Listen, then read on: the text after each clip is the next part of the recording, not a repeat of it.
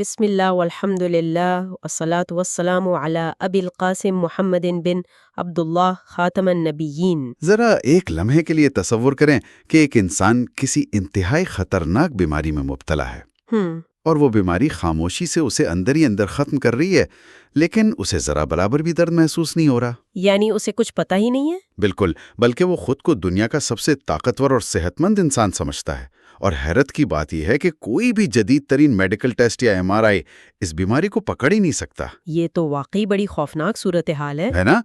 آج کے اس تفصیلی جائزے میں ہم یہی سمجھنے کی کوشش کریں گے کہ آخر سب سے خطرناک بیماریاں ہسپتال کی مشینوں پر کیوں نظر نہیں آتی، اور کس طرح شفا کا جو ہمارا روزمرہ کا تصور ہے نا، وہ بالکل الٹا ہو سکتا ہے۔ صحیح بات ہے۔ استغفر اللہ۔ ہم انسان اکثر چیزوں کی حقیقت کو صرف ان کے ظاہری خول تک محدود کر دیتے ہیں۔ ہمارا آج کا مشن دراصل اللہ تعالیٰ کے ایک انتہائی خوبصورت اور عظیم نام الشافی یعنی شفا دینے والے کی گہرائیوں میں اترنا ہے۔ اور یہ بہت ضروری بھی ہے۔ ہاں، کیونکہ یہ محض بیماری اور دوا کی بات نہیں ہے، بلکہ یہ اس حقیقت کی کھوج ہے کہ شفایابی کا اصل نظام کام کیسے کرتا ہے۔ میں تو اس پر بات کرنے کے لیے بہت پرجوش ہوں۔ اور میرا ماننا ہے کہ یہ موضوع انسانی سوچ کے کئی بند دروازے کھول دیتا ہے۔ ہم عام طور پر کیا کرتے ہیں؟ اپنی زندگی کو خانوں میں بانٹ لیتے ہیں۔ ہاں، بالکل ایسا ہی ہے۔ ہم سوچتے ہیں کہ بخار یا کینسر کا تعلق تو بس سائنس اور طب سے ہے، اور مسجد میں جو نماز پڑھی جاتی ہے اس کا تعلق روحانیت سے ہے۔ اور جو تکلیفیں ہم پر آتی ہیں انہیں ہم بس ایک اندھی تقدیر کا حصہ سمجھ لیتے ہیں۔ بالکل، لیکن جب ہم اس نام الشافی کے تصور کا گہرائی سے تجزیہ کرتے ہیں نا، تو یہ بظاہر الگ الگ نظر آنے والے ٹکڑے ایک ہی شاندار تصویر میں جڑ جاتے ہیں۔ کیا بات ہے! تو ہمیں یہ سمجھ آنے لگتا ہے کہ جسمانی بیماری، روحانی بگاڑ، دوائی کی کیمسٹری اور اللہ کا حکم، یہ سب دراصل ایک ہی کائناتی نظام کے مختلف پہلو ہیں۔ تو چلیں اس کے مختلف پہلوؤں کو کھولتے ہیں۔ شروعات اس لفظ کی بنیاد سے کرتے ہیں۔ اگر عام طور پر کوئی پوچھے کہ بھئی شفا کیا ہے، تو ہمارا سیدھا سا جواب ہوتا ہے درد کا ختم ہو جانا۔ ہاں، عام فہم تو یہی ہے۔ لیکن جب میں نے اس کی لغوی اور شرعی تفصیلات کو پڑھا تو ایک بڑی حیرت انگیز بات سامنے آئی۔ لغت میں شفا کا مطلب محض درد کا جانا نہیں ہے، بلکہ کسی بیماری پر مکمل غلبہ پانا، اسے جڑ سے اکھاڑ پھینکنا ہے۔ زبردست نکتہ ہے۔ اور اس سے بھی بڑی حیرت کی بات یہ ہے کہ اللہ کا یہ نام الشافی پورے قرآن مجید میں براہ راست یا صراحتاً کہیں استعمال ہی نہیں ہوا۔ ہم اسے اتنا عام استعمال کرتے ہیں، لیکن یہ دراصل سنت نبوی صلی اللہ علیہ وآلہ وسلم سے ثابت ہے۔ بالکل، جیسے حضرت عائشہ رضی اللہ عنہا کی وہ مشہور روایت ہے نا، اشفی انت الشافی، یعنی تو شفا دے، تو ہی اصل شفا دینے والا ہے۔ صحیح، اور اسی لیے امام ابن تیمیہ اور شیخ ابن عثیمین رحمہما اللہ جیسے جلیل القدر علماء نے اسے باقاعدہ اللہ کے صفاتی ناموں میں تسلیم کیا ہے۔ اور میرے خیال میں جب ڈاکٹر نسخہ لکھتا ہے تو وہ تو صرف ایک کاغذ کا ٹکڑا ہوتا ہے نا، اصل شفا تو اس کاغذ سے بالاتر کسی اور ذات کے ہاتھ میں ہوتی ہے۔ بالکل، اور اس نام کا صرف معلوم ہونا کافی نہیں ہے، بلکہ یہ انسان کے پورے عقیدے کی بنیاد کو ہلا کر اسے ایک نئی طاقت دیتا ہے۔ وہ کیسے؟ ذرا اس پہ روشنی ڈالیں۔ دیکھیں، جب ہم کہتے ہیں کہ اللہ الشافی ہے تو یہ ہمیں اس کائنات کے خالق کے ساتھ توحید کے تینوں پہلوؤں سے جوڑتا ہے۔ ایک انسان جب بیمار ہوتا ہے تو وہ کتنا بے بس محسوس کرتا ہے نا؟ بہت زیادہ، بندہ تو بالکل ٹوٹ جاتا ہے۔ استغفر اللہ۔ ہماری کمزوری کا یہ عالم ہے کہ ایک چھوٹا سا وائرس جو آنکھ سے نظر بھی نہیں آتا ہمیں بستر پر گرا دیتا ہے۔ ایسے میں یہ عقیدہ انسان کو بتاتا ہے کہ جس ذات نے اس انسانی جسم کا پیچیدہ نظام ڈیزائن کیا ہے، بالکل، جس نے اس وائرس کو پیدا کیا ہے، بالکل وہی ذات اس کی دوا اور شفا پر بھی مکمل کنٹرول رکھتی ہے۔ یہ سوچ انسان کو در در کی ٹھوکریں کھانے سے بچاتی ہے۔ واہ، یعنی انسان کا دل اس ڈاکٹر یا دوا کے کیمیکل پر اٹکنے کے بجائے اس کیمیکل کے بنانے والے پر جم جاتا ہے۔ بالکل یہی بات ہے۔ یہ توحید کی وہ عملی شکل ہے جو انتہائی تکلیف کے وقت انسان کو اندر سے ٹوٹنے نہیں دیتی۔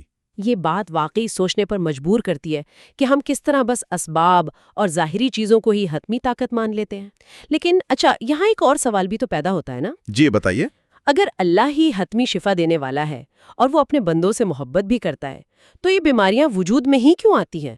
اور کیا بیماری صرف اسی چیز کا نام ہے جس کے لیے ہم کلینک کا رخ کرتے ہیں؟ یہ بہت گہرا سوال ہے۔ امام ابن القیم رحمہ اللہ نے یہاں ایک کمال کا تجزیہ پیش کیا ہے۔ انہوں نے بیماریوں کو 2 واضح حصوں میں تقسیم کیا ہے۔ جسمانی اور روحانی، ٹھیک؟ ہاں، ایک جسمانی بیماریاں اور دوسری قلبی یا روحانی بیماریاں۔ اور وہ دعویٰ کرتے ہیں کہ یہ جو قلبی بیماریاں ہیں نا، جیسے جہالت، تکبر، شکوک و شبہات یا اندھی خواہشات، یہ بخار یا کینسر سے بھی زیادہ خطرناک ہیں۔ اچھا، میں جب یہ پڑھ رہی تھی تو مجھے نا اس منطق کو سمجھنے میں تھوڑی مشکل ہوئی۔ مطلب آخر تکبر بخار سے یا کینسر سے زیادہ خطرناک کیسے ہو سکتا ہے؟ یہ بظاہر تو ایک عجیب بات لگتی ہے، لیکن اس کی وجہ انسانی نفسیات کے اندر چھپی ہے۔ امام صاحب سمجھاتے ہیں کہ قلبی بیماریوں کا خطرہ اس لیے کئی گنا زیادہ ہے کہ انسان کو ان کا ادراک ہی نہیں ہوتا۔ مطلب احساس ہی نہیں ہوتا کہ وہ بیمار ہے۔ بالکل، جب جسم میں کوئی خرابی ہوتی ہے، مثلا ہڈی ٹوٹ جائے یا کوئی انفیکشن ہو جائے، تو جسم کا الارم سسٹم یعنی درد فوری طور پر بجنے لگتا ہے۔ ہاں، اور وہ درد انسان کو مجبور کرتا ہے کہ بھاگو اور علاج ڈھونڈو۔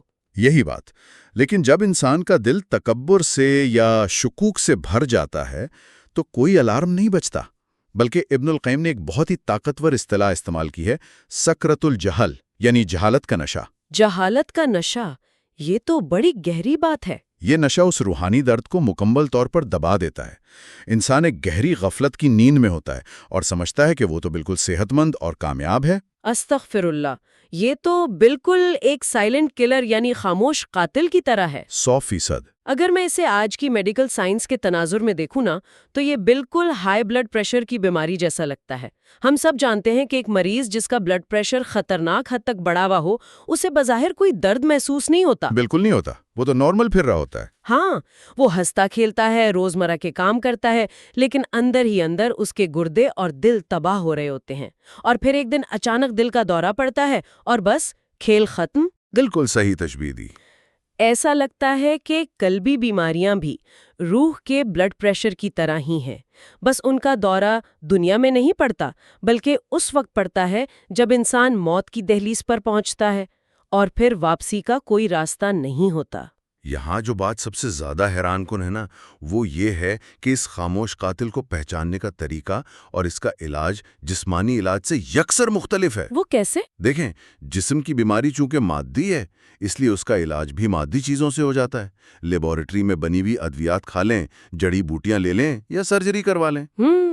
صحیح ہے۔ لیکن جو روح کی بیماری ہے، کیا کوئی ایسی گولی بنی ہے آج تک جو انسان کے دل سے حسد نکال دے؟ بالکل بھی نہیں۔ یا کیا کوئی سرجن آپریشن کر کے انسان کے اندر سے اللہ کے بارے میں پائے جانے والے شکوک نکال سکتا ہے؟ ہرگز نہیں۔ ظاہری بات ہے، روح تو عالم امر سے ہے نا، اس لیے اس کا علاج بھی صرف وہیں سے آ سکتا ہے جہاں سے یہ روح آئی ہے، یعنی وہی قرآن اور انبیاء کرام کے بتائے ہوئے طریقے۔ اسی لیے قرآن مجید خود کو خاص طور پر سینوں کی بیماریوں کی شفا کہتا ہے۔ جی بالکل، انسان دنیا کی تمام فلسفی پڑھ لے، لیکن وہ اپنے دل کے روگ کو الہامی نسخے کے بغیر کبھی ٹھیک نہیں کر سکتا۔ یہاں بات واقعی بہت دلچسپ ہو جاتی ہے۔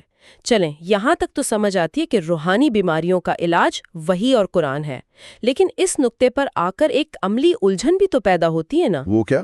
مطلب ایک طرف ہم کہہ رہے ہیں کہ اللہ الشافی ہے اور دوسری طرف ہم روحانیت کو شفا کا اصل مرکز قرار دے رہے ہیں، تو کیا اس کا مطلب یہ ہے کہ جب ہم جسمانی طور پر بیمار پڑیں تو جدید میڈیکل سائنس، ہسپتالوں اور دواؤں کو بالکل چھوڑ دیں؟ یہ تو بہت عام غلط فہمی ہے۔ ہاں نا، کیا دوا کھانا اللہ پر بھروسے کے خلاف ہے؟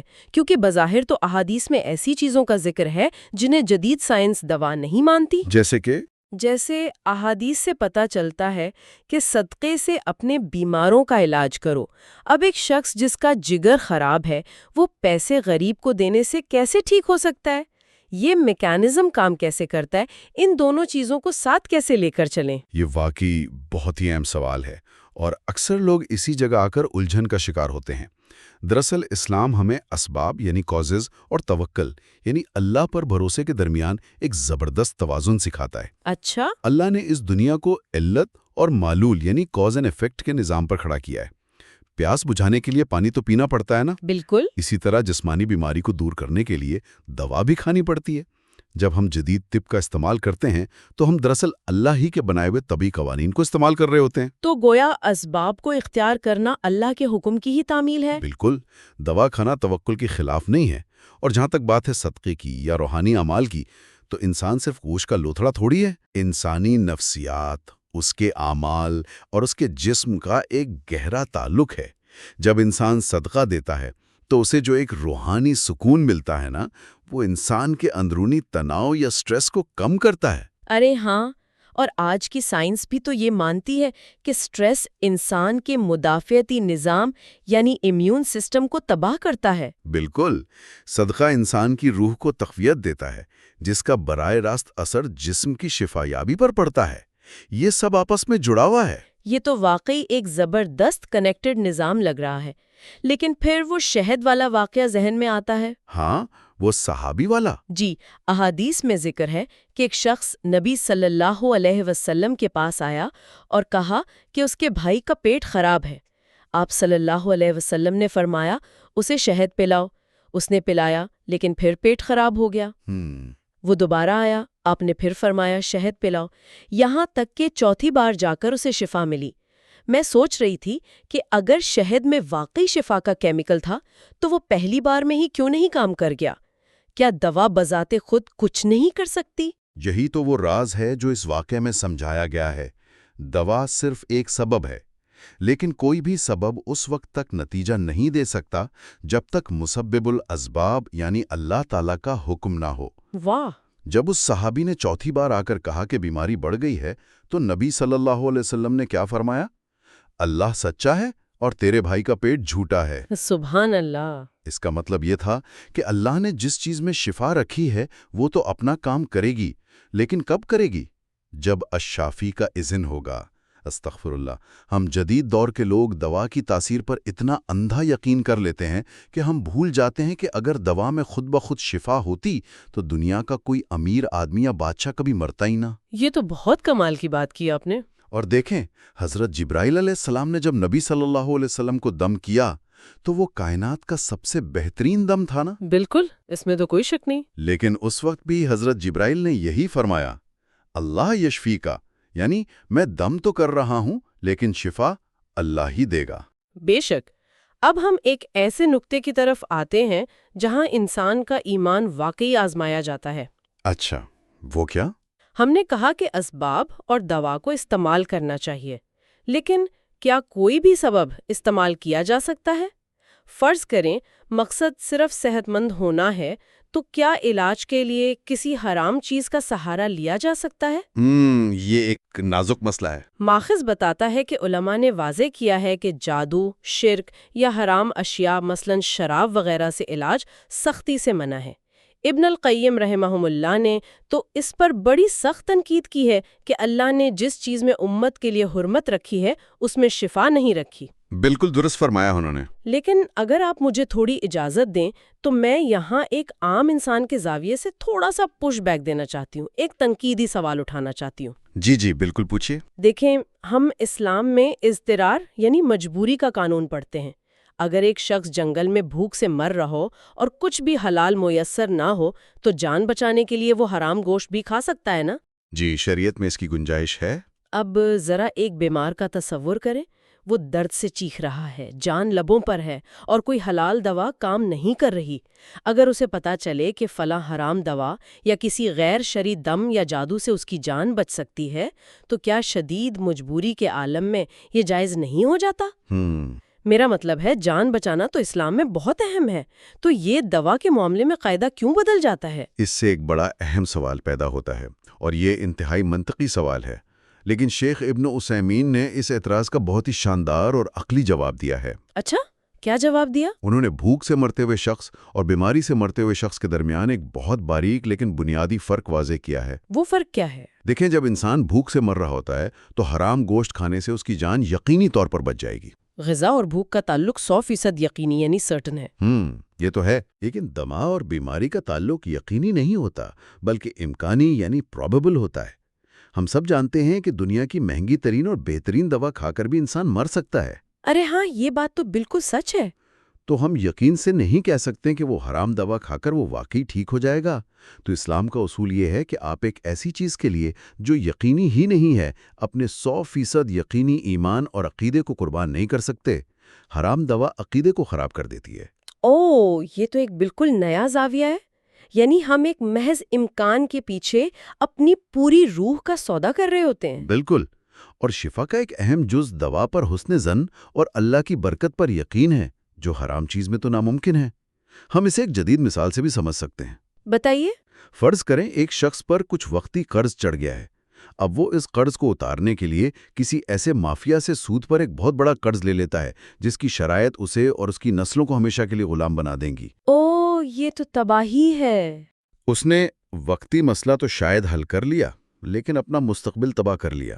جب انسان شفا کے لیے جادو، شرک یا حرام کا سہارا لیتا ہے نا، تو وہ بھی دراصل ایسا ہی سودا کرتا ہے۔ وہ اپنے جسم کی عارضی تکلیف کو مٹانے کے لیے اپنی روح اور آخرت کی دائمی زندگی کو تباہ کر دیتا ہے۔ استغفر اللہ، یہ کتنا بڑا خسارہ ہے کہ انسان اس ذات کو ناراض کر کے زندگی مانگ رہا ہو جس کے ہاتھ میں دراصل زندگی اور موت کی چابیاں ہیں۔ یہ مثال تو واقعی رونگٹے کھڑے کر دینے والی ہے۔ ہم وقتی سکون کے لیے ہمیشہ کی غلامی مول لیتے ہیں۔ بالکل۔ لیکن چلیں اب ذرا اس تصویر کا دوسرا رخ دیکھتے ہیں۔ ایک شخص ہے جو پوری ایمانداری سے حلال علاج کر رہا ہے، دعائیں مانگ رہا ہے، صدقہ دے رہا ہے، حرام سے بھی بچ رہا ہے۔ صحیح۔ لیکن مہینے گزر گئے، سال گزر گئے، بیماری ہے کہ جانے کا نام نہیں لے رہی۔ ایسے میں انسان کے ذہن میں شیطان یہ وسوسہ ڈالتا ہے کہ کیا الشافی نے مجھے چھوڑ دیا ہے؟ کیا میری دعائیں رد ہو گئی ہیں؟ یہ بہت عام وسوسہ ہے۔ تو یہاں سے ہم اس جائزے کے سب سے جذباتی اور گہرے حصے میں داخل ہوتے ہیں، یعنی مصیبتوں اور بیماریوں کے پیچھے چھپی حکمت۔ بالکل، سورہ البقرہ کی آیت ہے نا کہ ہو سکتا ہے انسان کو کچھ برا لگے لیکن وہ اس کے لیے بہتر ہو۔ امام ابن القیم نے صورتحال کو سمجھانے کے لیے ایک بہت ہی خوبصورت تشبیہ دی ہے۔ کیا تشبیہ دی ہے؟ وہ کہتے ہیں کہ بیماری دراصل ایک ماہر اور مہربان طبیب کی دی ہوئی کڑوی دوا ہے۔ ماہر طبیب کی کڑوی دوا۔ اور یہی وہ نقطہ ہے جو ہماری پوری سوچ کو الٹ دیتا ہے۔ ہم نے شروع میں بات کی تھی نا کہ شفا کا ہمارا تصور کتنا محدود ہے۔ ہم سمجھتے ہیں بس درد کا ختم ہونا ہی شفا ہے۔ ہاں، ایسا ہی ہے۔ لیکن اللہ جو 70 ماہوں سے زیادہ مہربان ہے اور سب سے بڑا حکیم ہے، وہ جانتا ہے کہ کس بندے کی اصل شفا کس چیز میں ہے۔ جب ایک ماہر سرجن کسی مریض کا آپریشن کرتا ہے اور اس کا جسم کاٹتا ہے تو بظاہر تو وہ اسے بہت تکلیف اور درد دے رہا ہوتا ہے نا؟ بالکل، لیکن اس کا مقصد اسے مارنا نہیں ہوتا، بلکہ اس کے اندر موجود زہر کو نکالنا ہوتا ہے۔ اللہ بھی بعض اوقات بیماری کے ذریعے بندے کی روح کا آپریشن کر رہا ہوتا ہے۔ سبحان اللہ۔ احادیث سے پتہ چلتا ہے کہ مسلمان کو جب کوئی تھکان، بیماری یا فکر پہنچتی ہے، یہاں تک کہ اگر اس کے پاؤں میں ایک کانٹا بھی چبھتا ہے، تو اللہ اس کی وجہ سے اس کے گناہوں کو مٹا دیتا ہے۔ استغفر اللہ، ہماری جلد بازی کی بھی کیا انتہا ہے۔ ہم انسان ذرا سے بخار یا درد پر آسمان سر پر اٹھا لیتے ہیں، شکوے کرنے لگتے ہیں، حالانکہ وہ تکلیف تو ہمارے گناہوں کے بوجھ کو ہلکا کر رہی ہوتی ہے۔ ایسا ہی ہے۔ اور اس حوالے سے ایک حدیث قدسی جو میں نے پڑھی، وہ تو سیدھی دل میں اتر جاتی ہے۔ کون سی؟ کہ اللہ تعالیٰ قیامت کے دن ایک بندے سے فرمائے گا، اے آدم کے بیٹے، میں بیمار تھا، تو نے میری عیادت نہیں کی۔ بندہ حیرت سے کہے گا کہ اے رب العالمین، آپ تو تمام جہانوں کے پالنے والے ہیں، میں آپ کی عیادت کیسے کرتا؟ سبحان اللہ۔ تو اللہ فرمائے گا، کیا تجھے معلوم نہیں کہ میرا فلاں بندہ بیمار تھا؟ اگر تو اس کی عیادت کرتا تو مجھے اس کے پاس پاتا۔ مجھے تو یہ پڑھ کر جھرجھری سی آ گئی۔ واقعی یہ بہت طاقتور حدیث ہے۔ ہم تو بیماری کو اللہ کا عذاب یا دوری سمجھتے ہیں، لیکن یہاں تو بتایا جا رہا ہے کہ بیمار کے پاس اللہ کی خاص معیت اور قربت ہوتی ہے، اور عیادت کرنے والے کے لیے 70,000 فرشتے دعا کرتے ہیں۔ یہ ایک ایسا مقام ہے جہاں پہنچ کر انسان کے لیے بیماری کسی نعمت سے کم نہیں رہتی۔ اگر ہم ان تمام احادیث کو ایک وسیع تر تناظر میں جوڑیں نا، تو سمجھ آتا ہے کہ دنیاوی درد اخروی شفا کا نسخہ ہے۔ بالکل۔ وہ سیاہ فام صحابیہ کا واقعہ یاد کریں جنہیں مرگی کے دورے پڑتے تھے۔ وہ نبی صلی اللہ علیہ وسلم کے پاس آئیں اور شفا کی دعا کا کہا۔ ہاں، یہ واقعہ تو بہت مشہور ہے۔ آپ صلی اللہ علیہ وسلم نے ایک عجیب پیشکش کی۔ فرمایا، اگر تم چاہو تو صبر کرو اور تمہارے لیے جنت ہے، اور اگر چاہو تو میں اللہ سے تمہاری صحتیابی کی دعا کر دوں۔ اور اس عورت نے کیا چنا؟ کی گارنٹی بن رہی ہے۔ انسان کو یہ سمجھنا چاہیے کہ دنیا کا درد عارضی ہے، لیکن اس کے بدلے جو درجات مل رہے ہیں وہ دائمی ہیں۔ بالکل صحیح۔ استغفر اللہ، ہم انسان ہونے کے ناطے بیماری کی تکلیف پر صبر نہیں کر پاتے، گھبرا ضرور جاتے ہیں، لیکن اگر ہمیں اس کڑوی دوا کے پیچھے ایک چھپے انعامات نظر آ جائیں تو ہم کبھی شکایت نہ کریں۔ پیٹ یا طاعون سے مرنے والوں کو تو شہادت کا رتبہ ملتا ہے۔ تو اس سب کا اصل مطلب کیا ہے؟ ایسا لگتا ہے کہ ہم بیماری کو صرف ایک نقصان، کام میں رکاوٹ یا زندگی کے ضیاع کے طور پر دیکھتے ہیں، لیکن ان حقائق کی روشنی میں تو بیماری بسا اوقات ہماری روحانی ترقی یعنی پیوریفیکیشن کا بہترین ذریعہ بن جاتی ہے۔ 100%۔ جس چیز کو ہم دنیا میں اپنی تباہی سمجھ کر رو رہے ہوتے ہیں، وہ دراصل آخرت کی تباہی سے بچانے کا ایک زبردست نسخہ ہوتی ہے۔